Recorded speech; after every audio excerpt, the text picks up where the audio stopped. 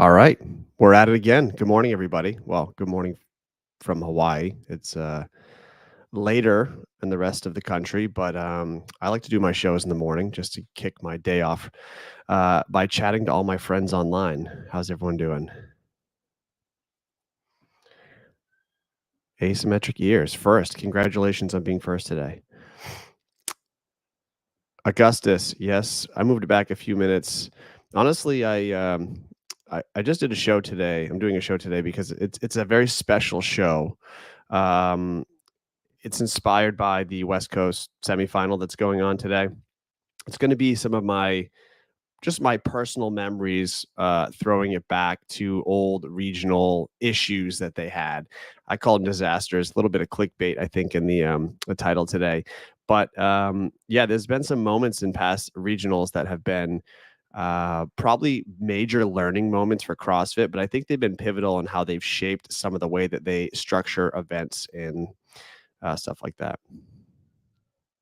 We're gonna tie it into Carson. Yep, and we'll go through some regional stuff, and then we're gonna watch a little bit of Naughty Nancy together from back in the day because I just heard this morning that they've decided that they're taking the berm run out of event one.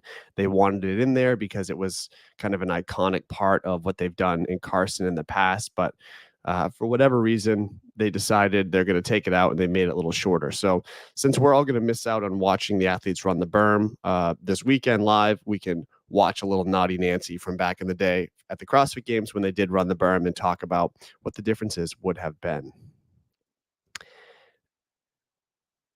Yeah, like when a berm run gets changed to not a berm run. Yeah, that's a bummer. You think? You think it was her?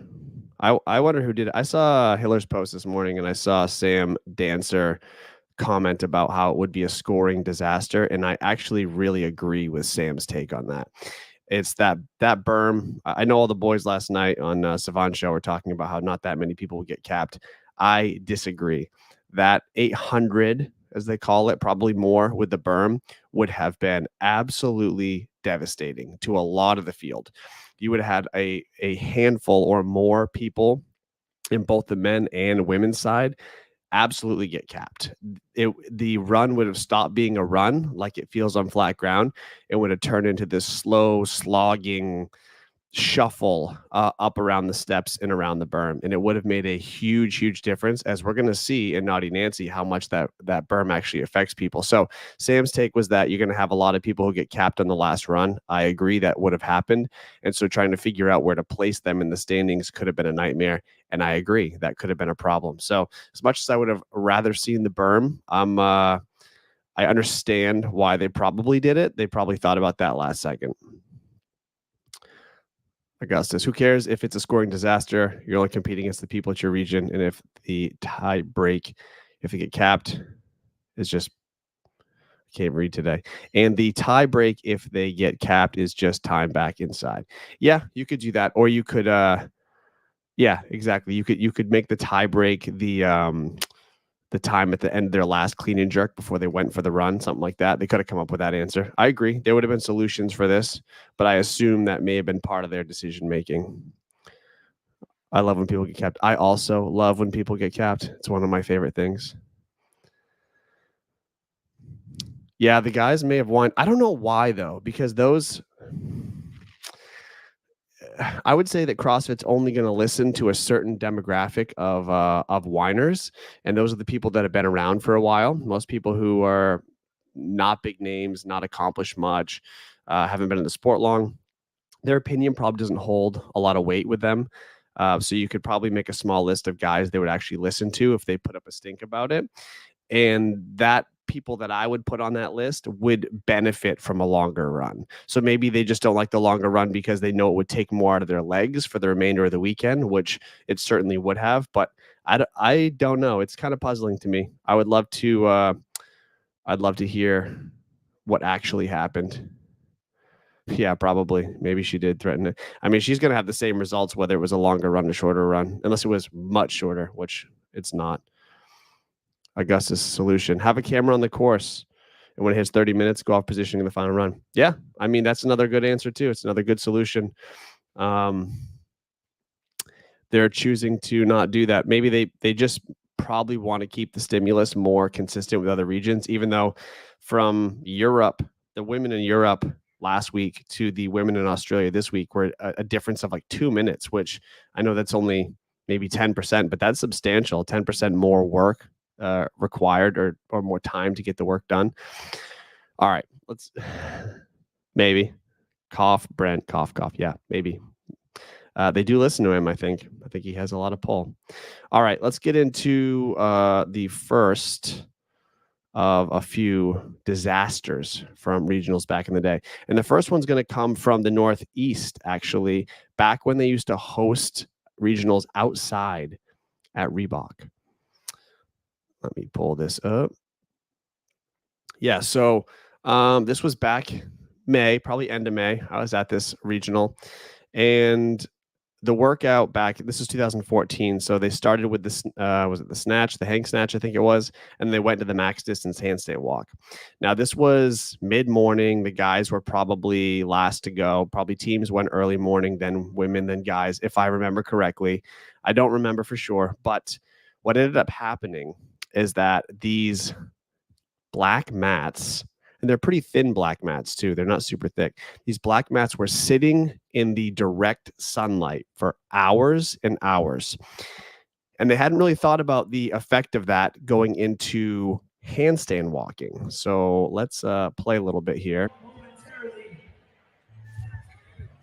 Might take a minute to get into it, but we'll chat while they get it going. So they just finished the snatch. Now these athletes, a lot of them, those two in particular, two athletes I coached there. This heat happens to have a lot of athletes that I coached back in the Northeast back in the day. Got Cody Mooney, Tyler McBride. There's a bunch of them in there. The point is, they didn't realize what was happening quite yet. You notice nobody has like tape or grips or gloves or anything on their hands. And so these mats are probably like 150 degrees at least or more. And you're putting your entire body weight upside down into the pressure of your palms, and they're walking for max distance. So you can't kick down and let your hands recover and try to get some heat out of them. You just have to continue on. So the heat and the pressure is building in their hands as they keep going. So Cody wore gloves. This actually may have been one of the heats where they started realizing they needed gloves, but you'll get my point. It doesn't matter which heat I play. You'll see some people. So if you made it all the way to the end, you could keep going. Yeah. Some people did have gloves. I didn't play earlier heats where literally nobody had gloves because they didn't realize. And I think this was either the second heat or the third heat. And by this time, there had been guys that had gone back into the warm-up area with blisters on your hands like you've never seen. I mean, like hospital-worthy burns on their hands. And I'm going to show you a picture of some after this. You'll see some guys when they kick down, they don't have gloves. They start looking at their hands and they're like shaking their hands. They're like trying to get the pain or the heat out of their hand.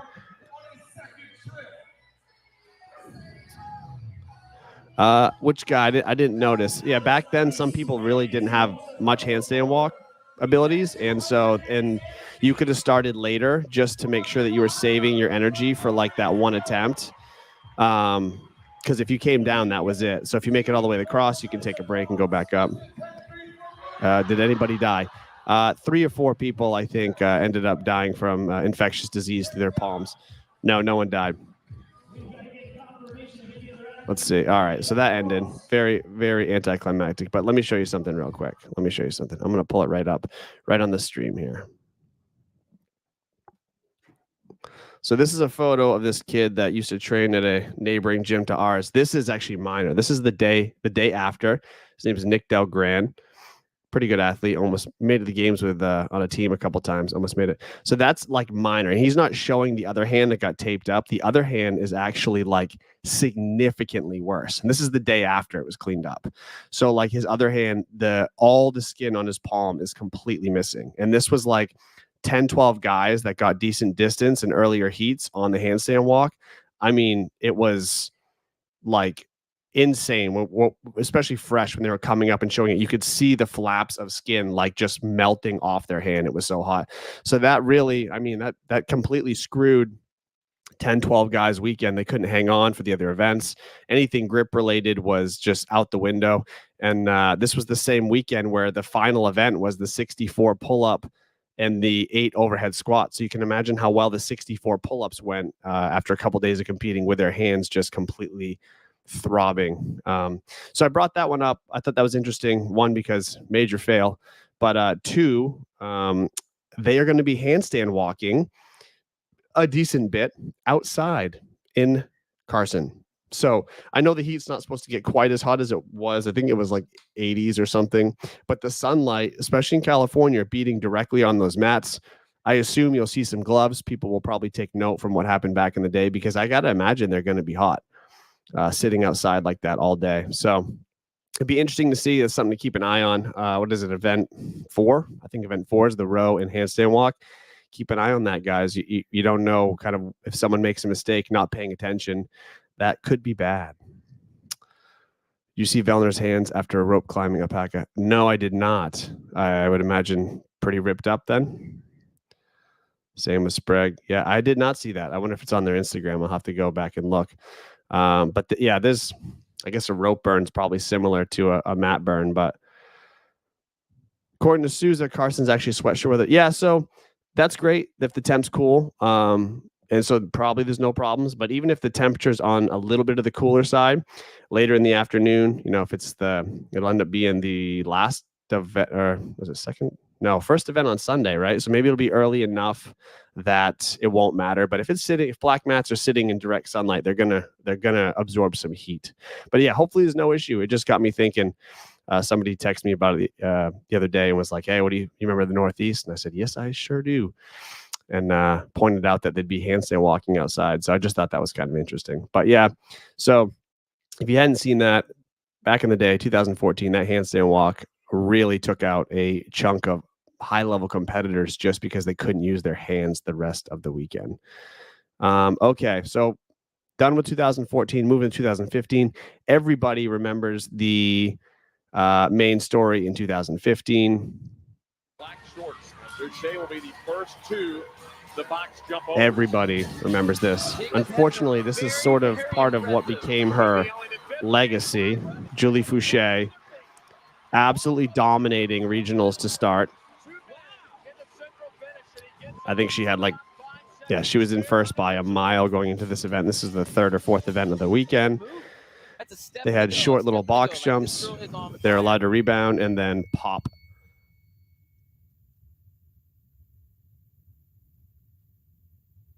Little stumble there. Takes her a minute to realize what has happened. She turned her ankle, but she is moving that right ankle. And she has stopped here. Oh, that doesn't look good. That's not a good look on her face.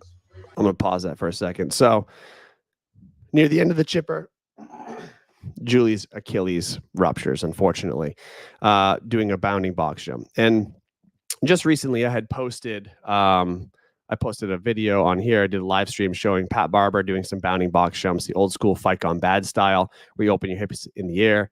I did an Instagram post about that, and I got a ton of pushback from people being like, "You're crazy. Bounding super dangerous. There's no place in CrossFit for bounding. Blah blah blah." And my take on that is that that's just incorrect. I feel like bounding is a very athletic movement that should be, part of your training, part of your abilities. We bound all the time. Double unders is obviously the easiest example, but even running is like bounding in a lot of ways. The only time that we've really taken a step back in the eyes of safety is when CrossFit made the step down mandatory in the open a few years ago. And they did that again. They called it a safety reason. But if you really think about the numbers and you really look at the risks, I would say a lot of us know somebody who may have had an Achilles injury from some kind of bounding, but a lot of us also know people that have had shoulder injuries from overuse or some kind of accident, knee injuries, hip replacements, like torn biceps. Like a lot of people know athletes that have had injuries, and the Achilles injury is so sudden and dramatic and takes so long to recover from. I think emotionally people really lose it over the idea of possibly rupturing their Achilles. And so we kind of make bounding this like evil movement that nobody should do. But if you just think about some real basic numbers here, let's say there's 10 regionals going on, okay? And there's 40 men, 40 women in each regional. You're looking at 800 competitors. My math right there. Yeah, about 800 competitors taking on this event where they're bounding 100 times back and forth over a box or whatever the number was. Okay. And so one athlete from this year that I'm aware of, unfortunately, it was Julie, one of the best competitors at the time, ended up tearing her Achilles, and that is a huge bummer. It sucked that her career basically ended like that. I am a huge Julie Fouché fan. I was always rooting for her to do well, but this thing, because it happened to a high-profile athlete, it freaked everybody out. But again, 1 out of 800 people had this issue.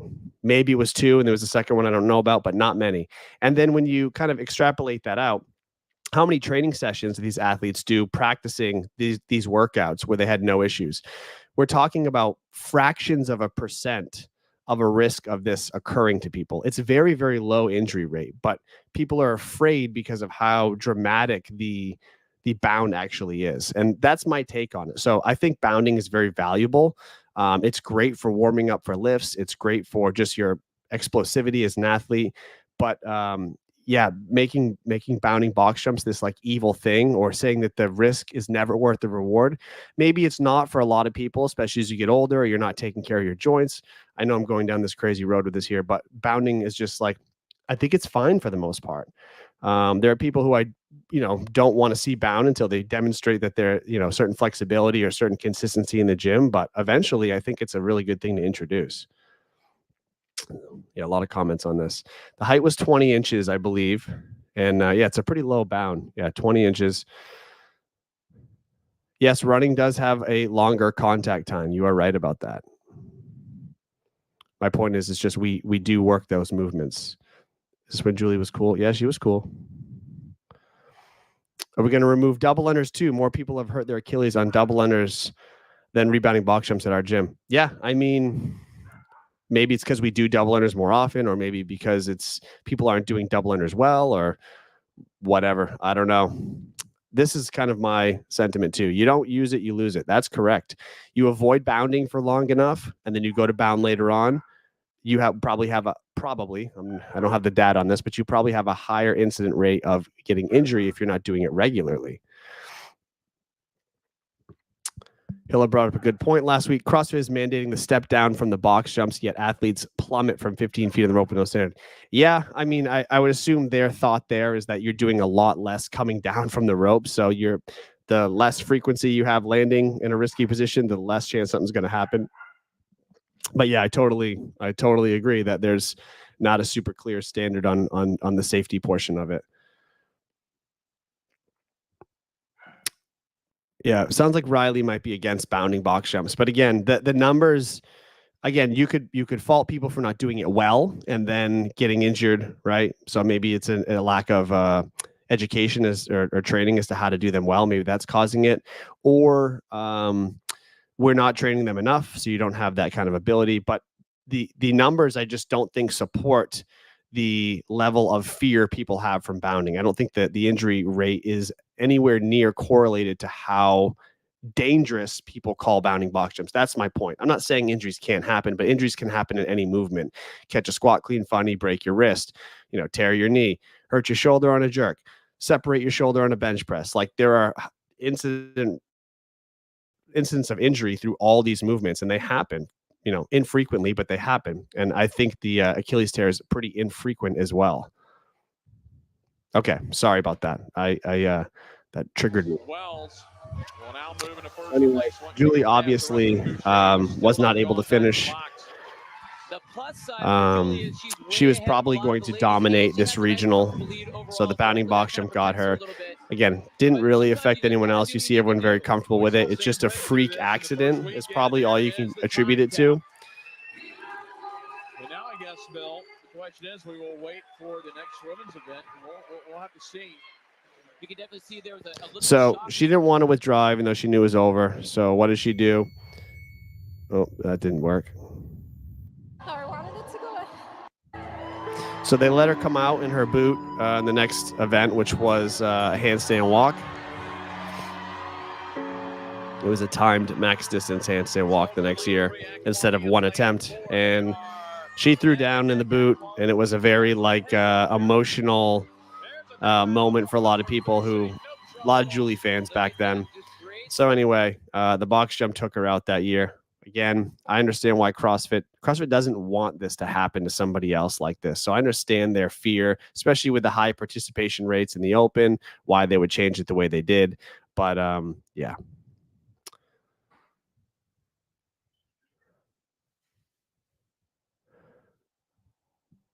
Yeah, lots of Achilles snaps correlated to person's age and how well they take care of their tissue, right? So, I mean, age is just a number, but how you've let your tissue either progress or break down over time is probably a big deal too.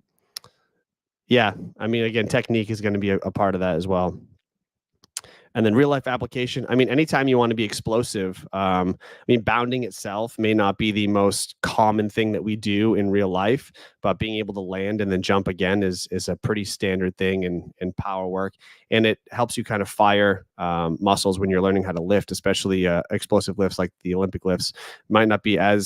It might be a good warm up for like a back squat or a deadlift or something, but for explosive lifts, it's super helpful to get fired up. All right. So 2015, we're done with that one. Let's keep rolling, guys.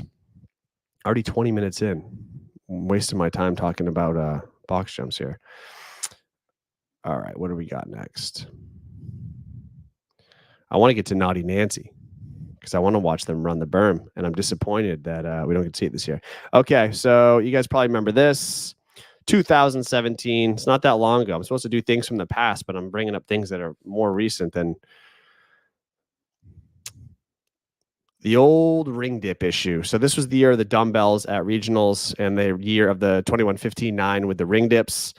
This, I can't remember what the actual number was of men who had a pec, shoulder, bicep issue coming out of the ring dip, but it was double digits. And I think some people had it a lot worse than others. At the top of the screen now. And I'm unfortunately going to use my buddy, who was an athlete of mine at the time. So up over here, right here, Corey Lunny ripped through his first set of ring dips, moving up and down. They had to touch that red strap back in the day. So that was the standard. You got to the bottom where you actually had to meet. Let's see. There's other people that this happened. Oh, boy. All right, forget it. We'll just talk about it. That wasn't helpful. There was only about a minute.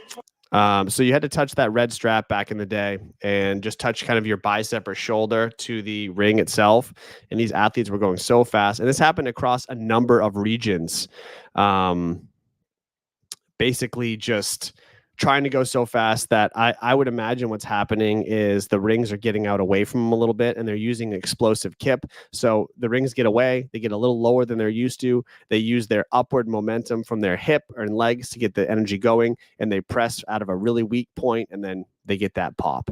And this happened, like I said, probably double digits, 12 to 15 guys across all regions probably pulled out due to a pec issue after this workout. I think there was like 6 in the Northeast alone. I wasn't even at the Northeast. I think I was in maybe Central at the same time. I was at a different region. But I mean, we were hearing about it all day through text message. A lot of big names ended up pulling out because of that. And I don't think I'm trying to remember if we've seen them in that sort of capacity and that speed and that standard ever again. I don't think we did. We've definitely had obviously high rep muscle ups, and I don't think we've ever had an issue during the games or regionals or anything else with the muscle up actually causing the injury. I mean, I'm sure people have had freak accidents happening in training, but I've never heard of a big name athlete having an injury on the rings outside of this particular standard. And again, they just had to touch their back to that red strap. Yeah, 2 or 3 guys in the West region. There was at least 12, 15 guys. And I think it was all men, obviously, because of the difference in the speed and the power. And this does kind of correlate to what we were talking about with like even bounding, right? You're going fast, you're pushing your boundaries in something that's a very like explosive, reflexive movement. And the ring dip's the same thing. You hit the bottom of that dip and you're using that kipping motion to come up along with the press as fast as possible out of a weaker position, and stuff's going to happen. There were complaints about the ruck and the ring dip at semis. Yeah, that's a good point. So that would I don't know. I think Alexander Carone was the only one. He had a pre-existing pec injury and he couldn't do a dip. I didn't hear about anyone getting hurt on the day of, but it could have easily happened. If there's any athletes that you know of that actually got hurt from having the extra weight on the dip versus just couldn't do it and kind of used it as an excuse, I don't know. But yeah, this was like substantial. Asymmetric ears. Pushing beyond your capacity is a choice. Not sure there is any reasonable argument against the event. No, you're absolutely right. You're absolutely right about that in terms of anytime you're competing, there's a level of risk. And the more you push, the more risk you're taking. And that's kind of sport in general, right? But with the variety of movements and standards that are always changing, there are probably ways to set athletes up for more success and minimize other things. I'm not saying that you have to take everything out of it. And frankly, you definitely shouldn't. There should always be an element of risk, but I don't know what the right standard is. Maybe it's strict dips instead of the high speed kipping dips, or maybe it doesn't matter. Maybe you're right. Maybe you can just program anything and the athlete can decide whether to take that risk or not. But then like you could go all the way down this crazy road in your head of, okay, well, they're going to do free solo climbs on a bouldering wall at the games this year, but we're not going to strap anyone in. We're going to put the wall 30 feet high to touch. Fastest one up there wins. If you fall, we have a 3/4 inch mat in the ground. Hopefully that saves you. And now you can take, I know that's extreme and ridiculous, but now you're like, okay, am I going to go for the win because I'm not great at this? Maybe if I go up there and I end up not, over exceeding my abilities and I fall from the top and the mat doesn't save me, was the risk of falling and cracking my head open worth going for first place? And again, that's extreme, but there are like levels to the risk in competition that it is CrossFit's job as someone who's putting the events on and figuring out what it is. It is their job to decide what level of risk they want their athletes to take who are participating in their event. But yeah, you're right. Ultimately, it comes down to the athletes' how comfortable they are with whatever movement. So, yeah. James says, I feel like high rep ring dips at that speed is probably just under trained. We don't see them that often. It's true. I mean, the 21:59 is in Elizabeth. It's in a very old school classic benchmark workout, but you're right. We just don't have a reason to push them at that speed that often. And the standard also, I think, made a difference, really trying to send their body up there more aggressively to touch that red strap hanging across the rings, just making sure they make contact, I think was a big play too. And then of course, every second counts in a quick workout like this at regionals. So yes, I agree with all that. All right, let's move on. Okay, back to East again. I know I'm being biased today with the East. I know I am. 2018, the next year. And again, as one of my athletes at the time. I think this ties into this weekend. This was the 333. Row, was it? I don't even remember what the row was. Why am I drawing a blank? Was it 3K? Yeah, 333 is 3K, 300 or I don't even remember. Not the point. The point is getting off the row to the double unders, and then they used the assault runners after that. And the assault runner is a great tool, but this is no offense to the company. But the monitors are not the most reliable on any of their stuff. They're pretty good most of the time, but I've had a fleet of bikes. Yeah, thank you, James. 3K, 300, 3 miles. Yep. A fleet of bikes where, one of the bikes just operates faster than the others. I had 3 runners in my gym in Phoenix. I could set the world record 400 on one of the runners, and the other 2, I was like a minute off my 400 time. So like the monitors are kind of notoriously not consistent, at least back then. I know they've made some really good changes and the new stuff is a lot better calibrated. My point being, these monitors with this many athletes across this many regions, you were bound to have an issue. You were bound to have an issue, and it just so these double unders, and if you don't take the appropriate breaks and rest, you don't rest when you jump on that air runner. You're not stopping on there. We may see that happen. First off the row or second off the row, basically gets to the double unders at the same time as the person who was first off the row, and then rips through his double unders and becomes one of the first to the runner. And I used to actually train a little bit with Cody. So when Cody was training for semifinals in the games, I was training for distance stuff. So we used to do some biking, some running, things like that together.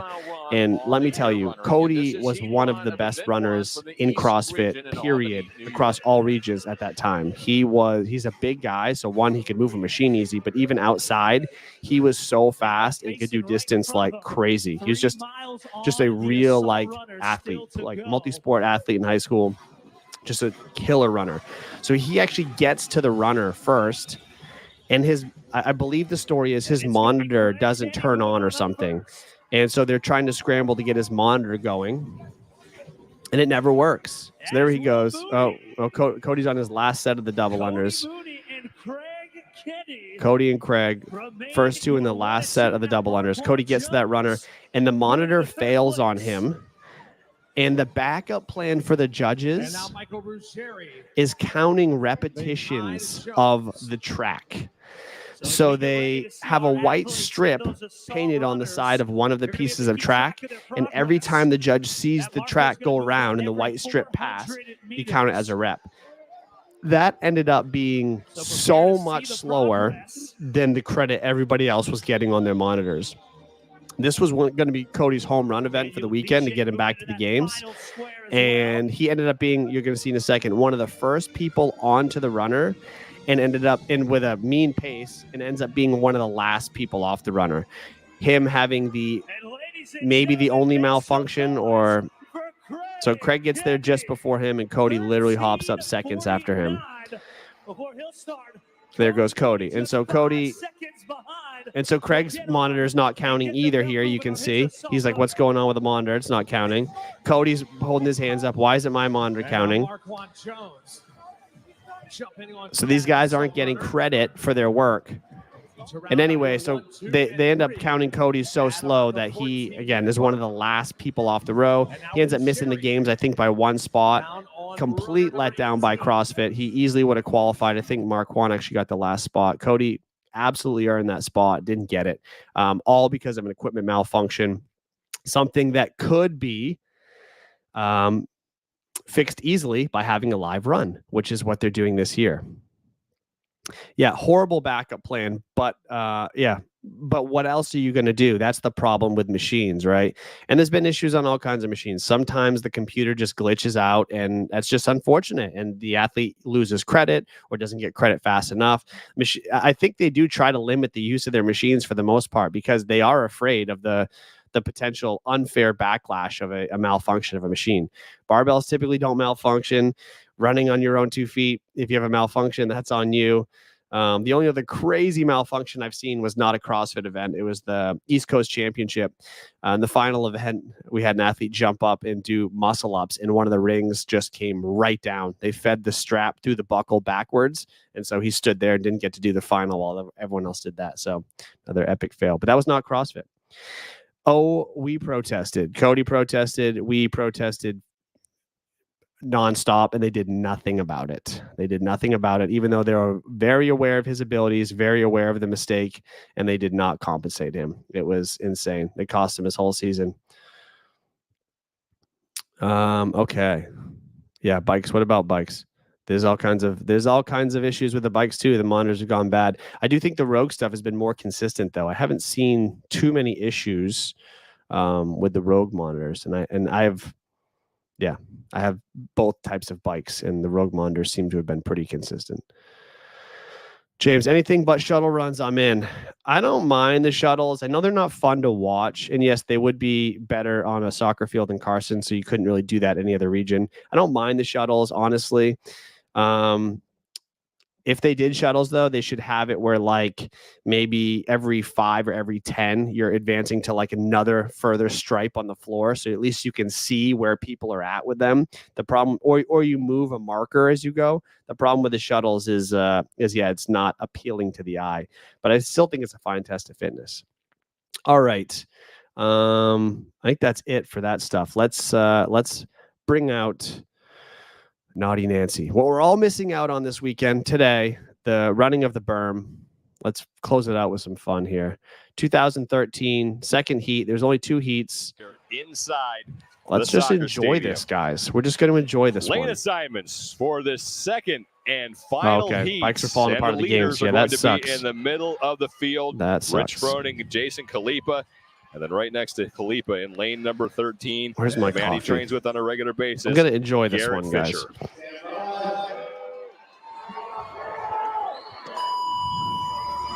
This is such a sick event. 4 rounds, 600-meter run, and 4 overhead squats at 145. So let's keep track of the time a little bit here. 600 meters, but they're adding the berm. And honestly, this workout, I'm going to turn this down just a hair. Again, we're using that Olympic start where everyone's going to be doing the same distance, so they're going to start in their lane. This workout is a lot like the workout we're going to see today.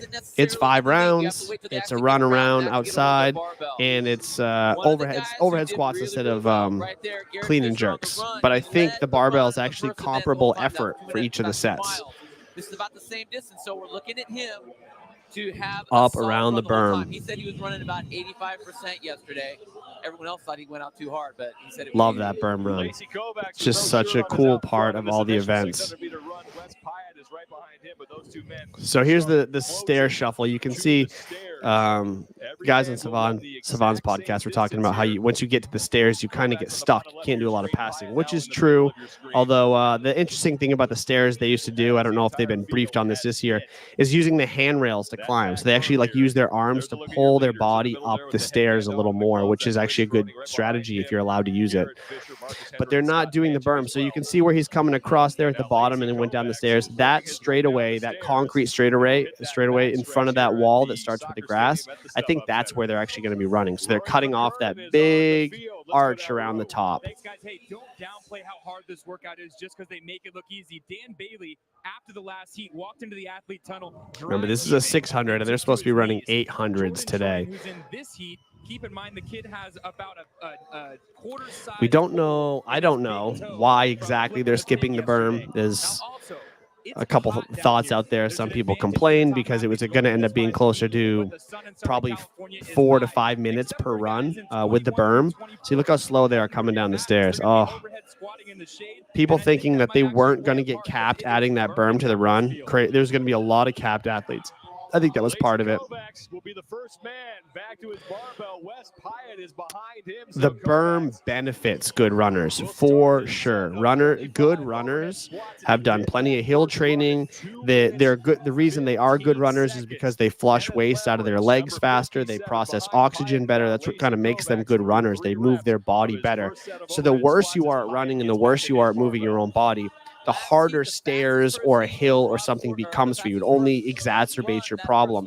But the issue is less intense for somebody who's already good at running. So it literally would have had people walking, whereas in other regions, most people were able to at least jog their entire 800.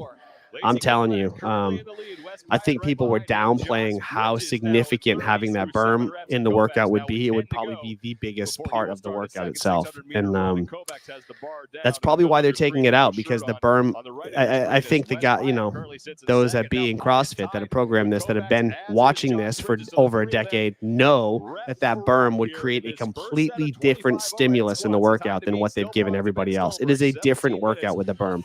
I can't express that enough. Now, I know Wes right here, his plan is to go unbroken on these overhead squats. This is everybody. But with him, it's a little special. His wrist has really been hurting him since before the regional, so he does not want to have to deal with that at all. Get it on his wrist and get off. I think the stairs are the steep part. The berm's not too bad, but any uphill running when your heart rate is at 170 plus beats per minute is miserable. Josh Bridges actually came out with a 49-second We won't watch this whole thing. We're just going to watch a little bit, then I'll fast forward. But I just really love this event. This is kind of a nice preview as to what you're going to see today. Lacey Kovacs from Budapest, Hungary, is out front of the Lacey was a beast. Josh Bridges, that man with no shirt on and the sunglasses, who is first. Just watch this. Look at this. So you go up the ramp, up the stairs. Stairs themselves are obviously, look at that, already slow, and you can feel the pump through the stairs, I think, worse than the berm. But that's significant. If you have to stop every time or slow down to a walk every time you're going up the stairs, that would have changed the whole workout. Again, for the better, in my opinion, if we're trying to find fitness for the next level. And then, yeah, that part is kind of steep, but then it levels out and comes down. And I don't think as someone who has a pretty decent amount of experience in running, going downhill, if you know how to run downhill, is like taking a break, but I don't think it equals the amount of stress that you use going uphill, especially if you're not efficient with running. And then athletes that don't know how to use the downhill well to their advantage, and it doesn't end up helping them as much. But look at that. You're telling me those guys yesterday were arguing that if they had the berm, people still wouldn't get capped. Are you kidding? This is the games. This isn't even semifinals. And I know this is over 10 years ago, but these guys were all in good shape. And we're talking about round 2 people walking. This is round 2. So unique to see these big names towards the back in this event. Now, granted, we still have two and a half Absolutely. rounds to go here. The heart rate, and it doesn't come down as fast as you would like. Right, I agree. I don't know about maybe half the field, but a lot of the field, especially the women who are not as fast as the men. It would have been, I think they realized the mistake they had made when they talked through it and maybe looked a little closer. Even if they kept it to 800 on the dot, but had that berm and that climb in there, I'm telling you, people would have been so screwed. You would have seen a lot of people walking, even by this is the second round of the CrossFit Games with the top heat of the men, and people are walking.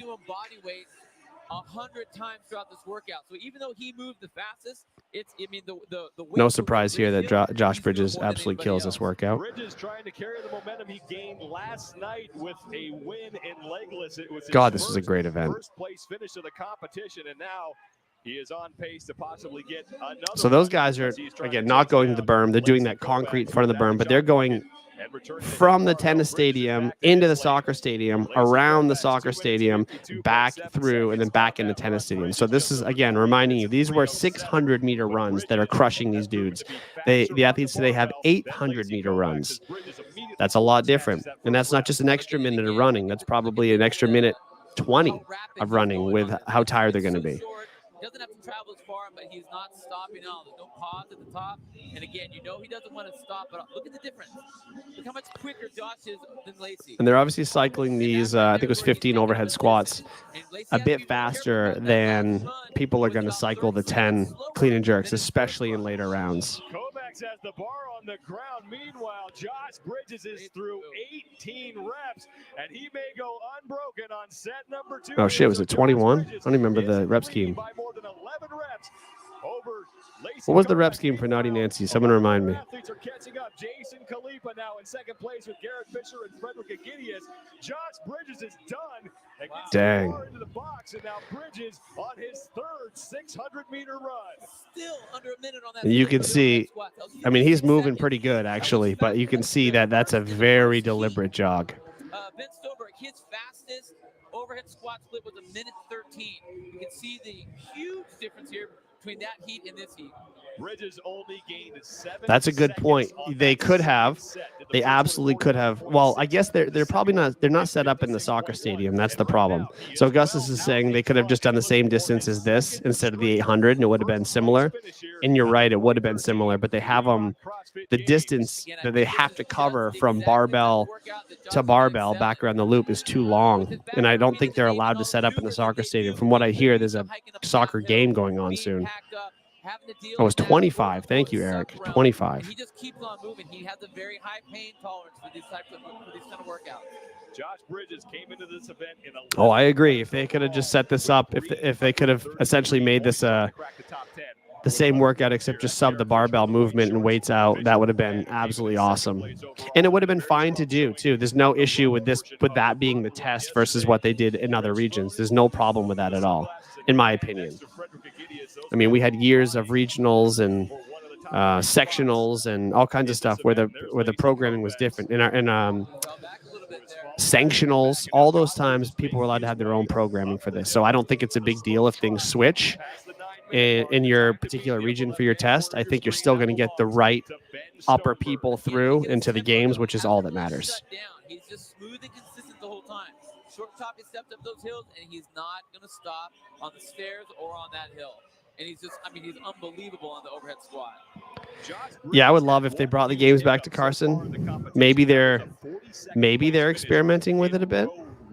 Although they keep kind of, it seems like they really like to move it around. I heard some interview where Dave said he was like definitely planning on making it international at some point, which I don't know why. Like, I know there's a lot of international participation, but the U.S. still it kind of dominates it still in terms of participation levels, I should say. Looks like Rich is actually starting to make his move a little bit. He's real composed on his last 2 rounds of his overhead squat. Obviously wasn't flying. Yeah, that's why standardization of workouts kind of sucks. Yeah, it's okay. It helps.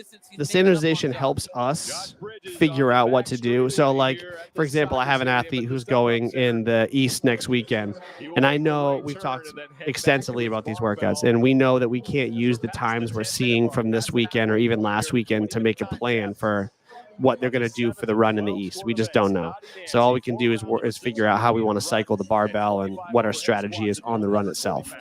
And then all the other workouts, though, that are very standardized, same setup for the most part, we can literally take the exact times, splits, strategies, and then apply them based on her abilities. And so it does help someone like me who can't go to every semifinal or any semifinal this year for that matter, just make a plan and see kind of what should be expected. And it also allows like media to talk about what we, comparing athletes, how they're going to do at the next level based on how they did here. So it gives us more to talk about. Whereas every other weekend, if we have to relearn the workouts, break down new workouts, whatever, yeah, it gives us a lot to talk about, or it gives anyone a lot to talk about, but it's a lot to digest as like a fan. So it's so many things to remember, relearning the workouts for every region. So that's what makes it tough. So standardization for the sport in that sense is probably a little better, but yeah. Fisher all making their way back to the barbell. So while I'm with you, Augustus. You've come up with every solution to make this a better event. I'm with you all the way. It's finished ahead of Jason Khalifa to close that already narrow gap to work his way again. Go Jordan. To the top of the leaderboard. This is something that Rich Froning does really, really well. He hunts you. I haven't seen the briefed run. I don't think they'll announce it until the athletes get there and they brief them on it, is what it sounds like they're doing. But I don't think there's any place to run up or down in that venue. If they move the games to Maui, it would be the last year of the games because you would have no one could afford it. There's no good place to do it. There's no place to stay. No athletes there'd be no fans out there except for a few very rich people. You could have a very interesting specialty invitational event out in Maui. Josh Bridges, his slowest time has beat Rich's fastest time on the Augustus is bummed and he's refusing to cope and he's still in denial. Yeah, I feel like we live in that state constantly with CrossFit. It's funny how we always think that we can come up with a better solution, the better answer, and sometimes we think that we can. I'm with you on that. I'm probably wrong a lot, but I do feel like I have an answer for most things. James, I just miss all these other guys. I mean, look at Khalifa and Froning running next to each other. Has there been a more iconic jog than that? I miss all these guys hitting home runs. I'm super nostalgic and sentimental to what the games were. There's a lot of amazing athletes these days, and I do try to pick ones that I want to latch onto and root for and things, but it just feels different. Maybe I'm just getting old. Behind Khalifa in the distance in the white shorts is Garrett Fisher, the man who came in second place overall. All right, we watched a lot of this. I've been going deep. We'll just keep it rolling, guys. It's a bunch of you watching, 50 minutes in. Let's see how much longer the video is. I'm cool to run through the whole thing. We got 9 minutes left. I'm doing it. We're going to watch the whole thing. I got 9 minutes left.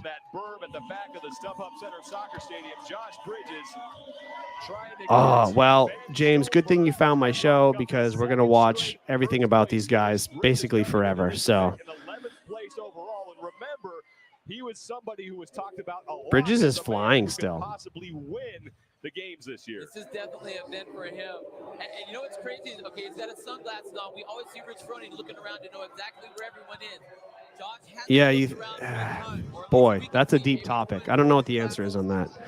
They're trying too hard to professionalize CrossFit. I wonder who they is. Like who is they that's trying to professionalize it? Is it CrossFit that's trying to professionalize it? Is it the individual athletes and their agents and their coaches that want it professionalized? Like, who is the collective they? I wonder that's doing that. This felt to me in a lot of ways. Watching this back feels as professional as what I've seen in Madison in the past few years. The video coverage is good. The announcing's good. I mean, they had it on ESPN. The athletes are very entertaining. They have personalities. They're involved. People are connected to them. This felt professional. And he may be on his way towards another one. Oh, shoot. I missed something. Let's see. If it was the one that I saw earlier this morning.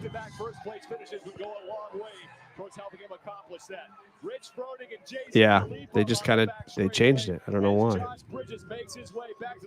Let's see. They make another post. 25 overhead squats. He's gone unbroken and sub 1 minute on every set so far. Yeah, it's the same thing. Yeah, it's weird that in this post he posted the email that says, "We understand there's been some voiced concern around the length of tomorrow's course." Who cares? Who cares if athletes complain about everything? Not all of them. A number of them. I've sat through so many athlete briefings in my days at regionals, games, I've sat through the briefings. Some of the questions that some of these athletes ask, it's like they've never done CrossFit before. It's crazy. I mean, there's some really good questions in there too. And boy, voice their concern. Who voiced their concern? Look at this. Josh was such a beast back then. I mean, still is, but he's not winning anything today.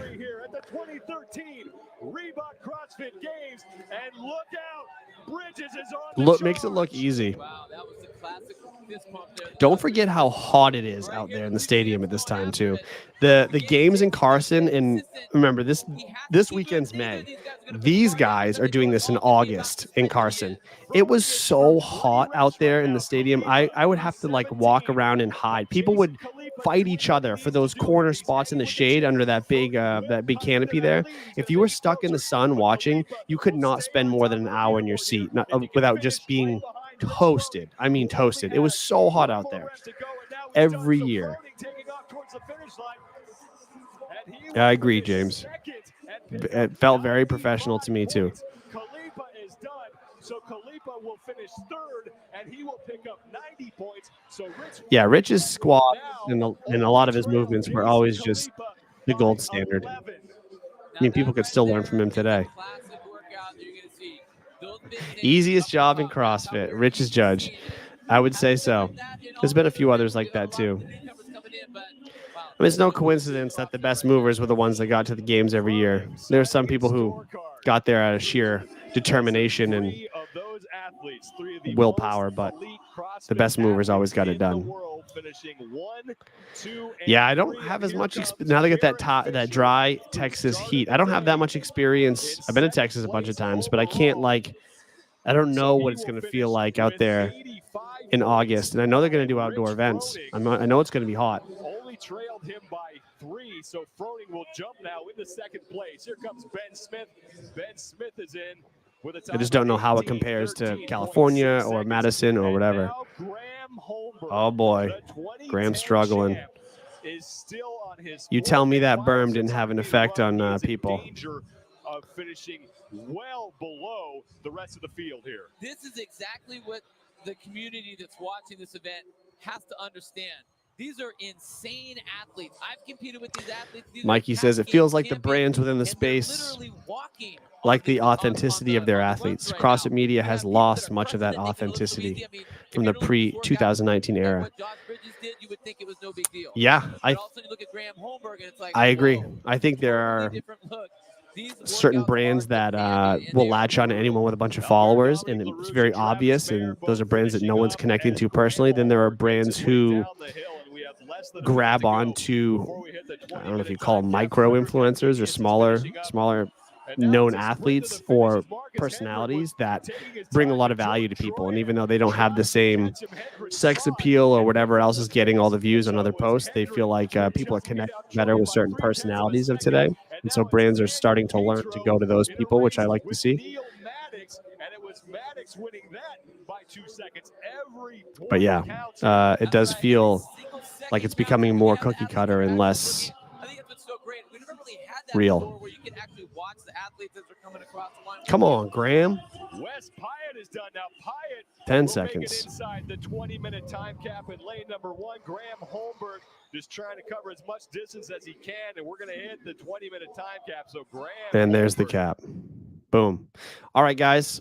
Thanks for hanging with me for an hour today. That was fun. Enjoy the West Coast. It's going to be a great weekend. I'm excited to see how this run goes. I still think we might see some caps even with that shortened, wimpy run. The berm would have been epic, would have been worth talking about forever, but not up to us like everything else. Okay. Enjoy the weekend, guys. I'll be back on Tuesday with a guest of some kind doing something fun. So thanks as always. See you guys later.